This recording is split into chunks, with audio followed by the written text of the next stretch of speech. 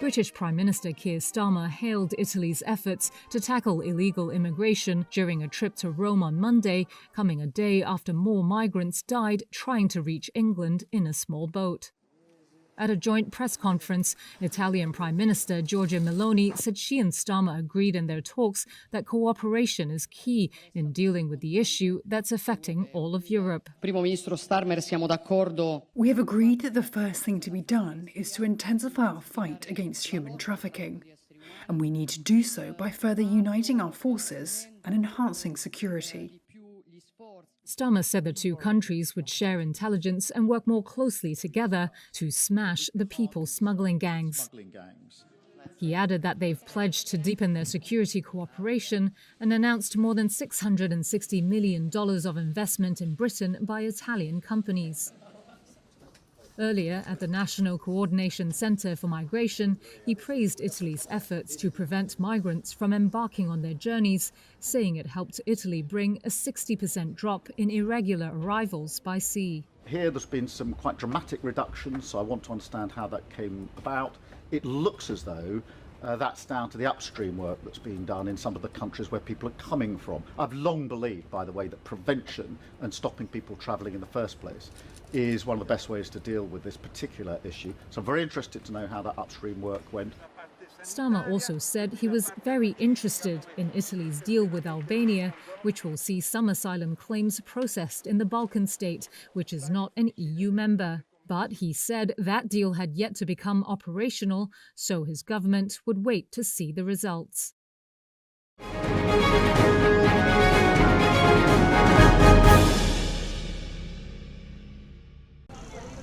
Former BBC TV presenter Hugh Edwards was given a 6-month suspended sentence on Monday at a London court. The 63-year-old news anchor pleaded guilty in July to 3 charges of making indecent images of children, relating to 41 illegal images that he was sent via the messaging app WhatsApp. They included 2 pornographic videos of a child aged between 7 and 9 years old. The offence of making indecent images of children relates to the images that were sent to Edwards. Prosecutors did not allege Edwards had literally made the images in question. According to prosecutor Ian Hope, 7 of the illegal images were of the most serious category. In response to one of the videos he received, Edwards asked the man sending them, quote, "any more?" Edwards' lawyer, Philip Evans, argued his client was at the time suffering with his mental and physical health and that he had no memory of actually viewing any particular images. He added Edwards was profoundly sorry and didn't use the images for any personal gratification. Monday's sentence sealed a fall from grace for Edwards, who is the longtime face of the BBC's flagship news programme. For the past 2 decades, he has been a household name across the UK. He had been chosen as the BBC's leading news anchor to announce the death of Queen Elizabeth II in 2022. In response to the sentencing, a BBC spokesperson said, "We are appalled by his crimes. He has betrayed not just the BBC, but audiences who put their trust in him." Edwards' 6-month suspended sentence means that he will not go to jail unless he commits another criminal offence in that timeframe.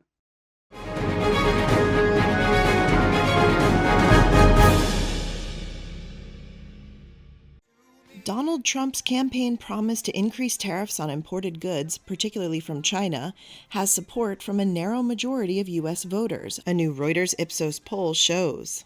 Some 56% of registered voters in the September 11th through 12th poll said they were more likely to support a candidate backing a new 10% tariff or tax on all imports, as well as a 60% tariff on imports from China. By comparison, 41% said they were less likely to support a candidate attached to that proposal. The poll showed Harris with an overall 5 percentage point lead over Trump nationally, though the election will largely come down to 7 battleground states. The poll illustrates Trump's strength on a key issue, the U.S. economy, an advantage that one polling expert said flows from a perception that the economy did well while he was president and reflects his success in convincing voters that economic problems stemmed from underhanded competition from other countries. Until the COVID-19 pandemic, the U.S. economy by many measures performed well during the Trump administration, boosted by tax cuts for consumers, though the national debt was rising under Trump and would explode during the pandemic. The poll found 37% see Trump as more likely to focus on reducing the $35 trillion national debt, compared with 30% who picked Harris. Another 30% said neither would do so. Several prominent budget forecasters see Trump's tax proposals adding at least $3 trillion to federal deficits over a decade, while the same forecasters see Harris's plans adding less than $2 trillion or possibly reducing the debt. The Reuters Ipsos poll gathered responses online from 1,405 registered voters, with a margin of error of about 3 percentage points.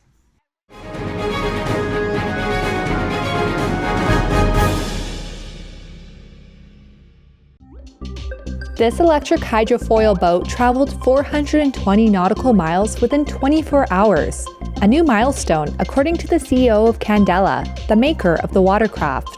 Gustav Hasselskog, who piloted the boat between Stockholm and the Baltic island of Åland, says it proves how far the technology has come. The key thing that we really wanted to prove is that you can drastically reduce emissions and you can save a lot of money by going electric.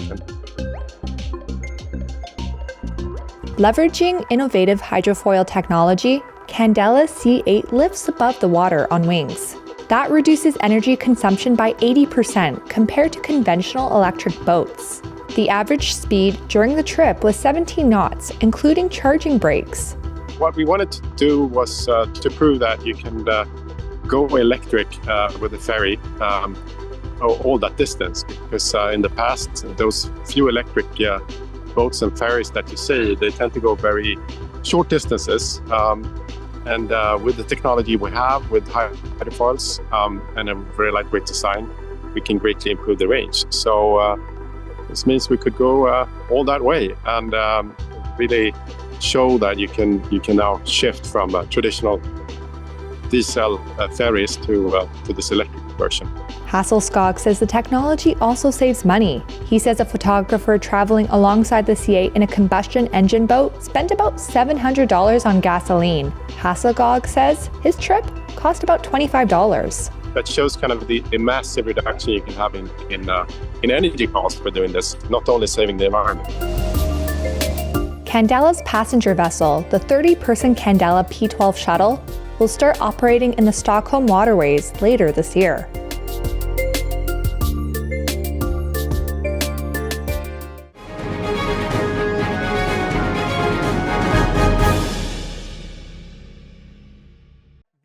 Meta is deepening its partnership with the firm behind Ray-Bans in a bid to drive demand for smart glasses. The Facebook parent firm has agreed a new 10-year deal with the Franco-Italian EssilorLuxottica, but Tuesday's news saw no mention of it taking a stake in the world's largest eyewear maker. The Wall Street Journal had previously said that was being discussed. The next generation of Ray-Ban Meta smart glasses. Since 2019, the firms have launched 2 generations of smart glasses. The first version didn't sell much, but a new model launched in late 2023 has sold more units in a few months than the previous one did in 2 years. Ray-Ban's Meta eyewear allows users to make calls, listen to music and take photos just by pressing a button on the frame. An AI function was added in May for wearers in the US and Canada. In a statement, Meta boss Mark Zuckerberg said the deal could help make glasses the next major technology platform.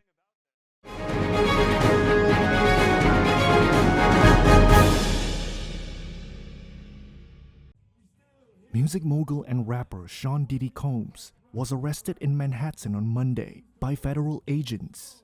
That was based on a sealed grand jury indictment, according to the U.S. Attorney for the Southern District of New York. Combs' attorney Mark Agnifilo told Reuters, quote, "We are disappointed with the decision to pursue what we believe is an unjust prosecution of Mr. Combs by the U.S. Attorney's Office." He also added that Combs voluntarily moved to New York ahead of the charges. The 54-year-old has faced several allegations of sexual assault. Last week, singer Dawn Richards sued Combs for sexual assault, battery, sex trafficking, gender discrimination, and fraud. Combs, however, denies the claims. This month, Combs was ordered to pay $100 million in a sexual assault case involving Derek Lee Smith, who accused Combs of drugging and assaulting him at a party nearly 30 years ago. Combs' attorney said he will seek to have the judgment overturned. In 2023, singer Cassandra Ventura sued Combs, accusing him of abuse, sexual slavery, and rape over a 10-year relationship. She settled the case in November 2023, and Combs denied the allegations.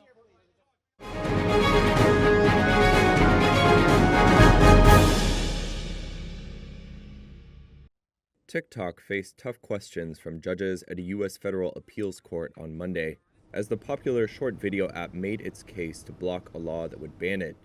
Andrew Pincus, a lawyer for TikTok and Chinese parent company ByteDance, argued that the law violates free speech protections and said that the U.S. government had not demonstrated that TikTok, which is used by 170 million Americans, actually poses national security risks. For the first time in history, Congress has expressly targeted a specific U.S. speaker, banning its speech and the speech of 170 million Americans. A Justice Department lawyer pressed the U.S. government's stance that China could use the app to access data on Americans or spy on them. Attorney Daniel Tenney also argued China could covertly manipulate the information Americans see on TikTok. They say one of the things they like about it, the content creator petitioners say, well, we think this is a sort of organic source, diverse and organic source of news. The problem is, China could decide one day it doesn't want it to be that anymore, and we would have no way of knowing that. Users wouldn't be able to tell. The law in question received bipartisan support in Congress and was signed into law by President Joe Biden in April. It gives ByteDance until January 19th to sell or divest TikTok's U.S. assets or face a ban in the United States. Judges were skeptical of TikTok's legal arguments at Monday's 2-hour hearing. The company's filing in May said the law would have broader implications for free speech if upheld. It argued Congress could effectively circumvent the First Amendment by invoking national security. However, Judge Naomi Rao said the idea that Congress lacks the authority to pass the law relied on a, quote, very strange framework for thinking about Congress. Another judge asked why this was any different from another law that bans broadcast licenses for any foreign owners. TikTok and the Justice Department have asked for a ruling by early December. That could allow the U.S. Supreme Court to consider any appeal before a ban takes effect.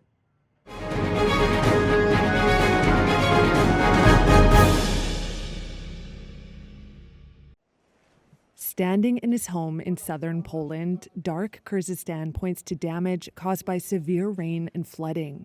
He says he and his 16-year-old son have no place to live. There is nothing left, he said. Tiles are destroyed, floors are destroyed, walls are overturned. A nearby dam burst on Sunday, submerging the historic Polish spa town as well as nearby towns and villages. Border areas between the Czech Republic and Poland were hit hard over the weekend.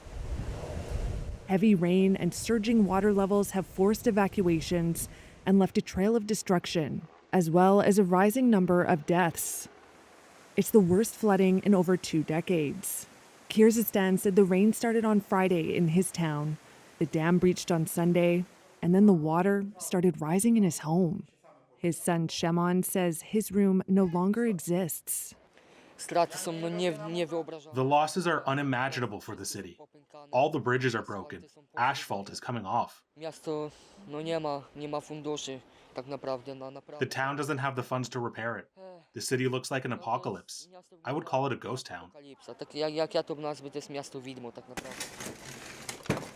Kyrgyzstan said he has experienced 3 floods in his life, including the significant 1997 event referred to as the flood of the century. But this, he said, has been the worst.